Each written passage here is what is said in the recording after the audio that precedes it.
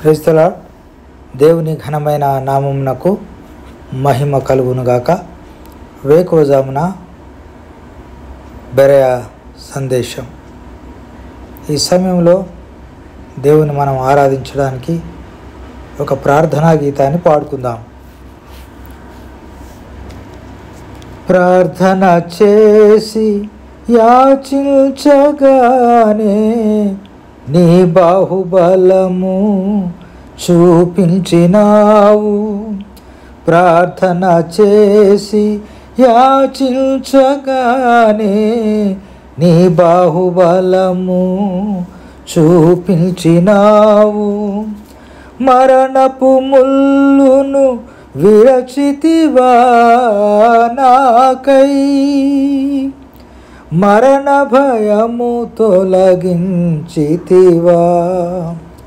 మరణపు ముల్లును విరచితివా నాకై, మరణ భయము తొలగించితివా.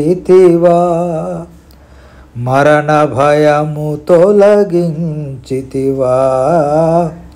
నా యేసయ్యా నా స్తుతియాగము నైవేద్యమునై ధూపము వోలే నీ సన్నిధానము చేరును నిత్యము. చేతువు నాకు సహాయము వెను వెంటనే. నీ సన్నిధానము చేరును నిత్యము. చేతువు నాకు సహాయము వెను వెంటనే.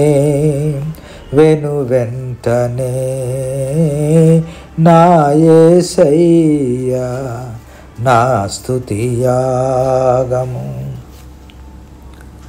ఈనాటి దేవుని వాగ్దానపు వాక్యాన్ని చదువుకుందాము. 2వ రాజుల గ్రంథము 20వ అధ్యాయము 5వ వచనము. నీవు కన్నీళ్లు విడుచుట చూచితిని, నీ ప్రార్థన నేను అంగీకరించి ఉన్నాను. ప్రభునందు ప్రియమైన దేవుని ప్రజలారా, ఈ వాక్యము దేవుడే హిజ్కియా రాజుతో చెప్పినటువంటి వాక్యము.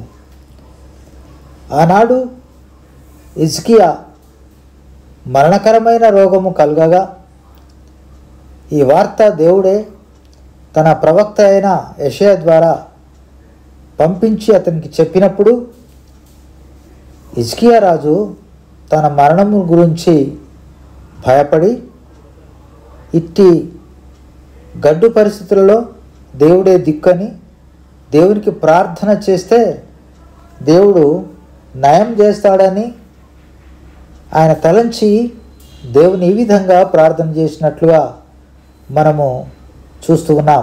3వ వచనంలో, యెహోవా యథార్థ హృదయుడనై సత్యంతో నీ సన్నిధిని నెట్లు నడుచుకుంటునో, నీ దృష్టికి అనుకూలంగా సమస్తము నీ నెట్లు జరిగించితునో కృపతో జ్ఞాపకము చేసుకొనుమని హిజ్కియా కన్నీళ్లు విడుచుచు యెహోవాను ప్రార్థించెను. అప్పుడు దేవుడు తన ప్రార్థన విన్నాడు. తన గత జీవితంలో దేవుని కొరకు ఆయన ఏ విధంగా జీవించాడో, ఇశ్రాయేల్ ప్రజలను ఏ విధంగా అతను కాచాడో, పరిపాలించాడో, ఆయన భక్తి ప్రపత్తులను ఒకసారి జ్ఞాపకం చేసుకోమని దేవుని వేడుకున్నప్పుడు దేవుడు అవన్నీ జ్ఞాపకం చేసుకొని, ముఖ్యంగా హిజ్కియా రాజు కన్నీళ్లు విడిచి ప్రార్థన చేస్తున్నటువంటి ఆ యొక్క దీన స్థితిని గమనించిన దేవుడు చెప్పినటువంటి మాటే, నీవు కన్నీళ్లు విడుచుట చూచితిని, నీ ప్రార్థన నేను అంగీకరించి ఉన్నాను, నేను నిన్ను బాగు చేసేదను, 3వ దినమున నీవు యెహోవా మందిరమునకు ఎక్కిపోదువు అని దేవుడు సెలవిచ్చినట్లుగా మనము ఈ వాక్యంలో చూస్తున్నాం. కనుక ప్రియమైనటువంటి దేవుని ప్రజలారా, ఇక్కడ మనం నేర్చుకునేటువంటి పాఠం ఏమిటంటే, మరణకరమైన వ్యాధి వచ్చినప్పుడు రాజు అయినటువంటి హిజ్కియా దేవుని సన్నిధిలో ప్రలాపించి కన్నీటి ప్రార్థన చేశాడు. మనం కూడా ఎన్నో పరిస్థితుల గుండా ప్రయాణం చేస్తున్నప్పుడు ఒక్కొక్కసారి మనకు అనేక రకాలైనటువంటి ఇరుకులు ఇబ్బందులు మన ముందు తాండవిస్తున్నప్పుడు లేదా మరణకరమైన జబ్బులు మనకే కానీ మన కుటుంబంలో కుటుంబ సభ్యులకే కానీ మరి కలిగినప్పుడు మనము దేవుని ప్రార్థించే వారంగా ఉండాలని ఈ వాక్యం ద్వారా మనం నేర్చుకుంటున్నాం. కనుక మనం కన్నీటి ప్రార్థన చేస్తున్నాం. మన ప్రార్థనలకు దేవుడు జవాబు దయచేస్తూనే ఉన్నాడు. ఇటు పరిస్థితుల్లో దేవుడు మనకిచ్చినటువంటి ఆ విజయాలని పురస్కరించుకొని మనం కూడా హిజ్కియా రాజు వలనే దేవుని సన్నిధికి వెళ్ళి దేవుని ఆరాధించే వారంగా ఉండాలి. కృతజ్ఞతాస్తుతులు చెల్లించే వారంగా ఉండాలి. ప్రియమైన దేవుని ప్రజలారా, మనకు ప్రార్థన అనే ఆయుధము, అది దేవుని సన్నిధిలో కన్నీటి ప్రార్థన అయితే ఇంకా చాలా గొప్ప విషయం. కనుక దేవుడు మన ప్రార్థన వింటాడు. మన ప్రార్థనకు జవాబు దయచేసే దేవుడు. మనం ప్రార్థించగానే మన ప్రార్థన ఆయన సన్నిధికి ధూపం వలె వెళ్తుంది. దేవుడు మన ప్రార్థన విని మనకు జవాబు దయచేసేవాడుగా ఉంటున్నాడు. కనుక ప్రియా దేవుని ప్రజలారా, ఈ వేకోజామున మనం కూడా దేవుని సన్నిధిలో ప్రార్థన చేద్దాం. ఈనాటి పరిస్థితుల గురించి, క్రైస్తవులపై దాడుల గురించి, మరి సువార్త విషయంలో అనుకూలమైన పరిస్థితుల కొరకు ప్రార్థన చేద్దాం. ప్రార్థించుకుందాం. ప్రేమ కలిగిన మా ప్రియ పరలోకపు తండ్రి, మహోన్నతుడా, నీకు వందనాలు, స్తోత్రాలు నాయన. వేకోజామున ప్రభు నీ సన్నిధిలో మేము ప్రార్థిస్తున్నాం. మా ప్రార్థనకు జవాబు దయచేయండి ప్రభా. క్రైస్తవ్యానికి తండ్రి, సువార్తకు తండ్రి, చిన్నపిల్లల పరిచర్యలోనూ అనేక ఆటంకాలు చేస్తున్న ప్రతి వారి నోర్లు ముయ్యండి, వారిని తొలగించండి.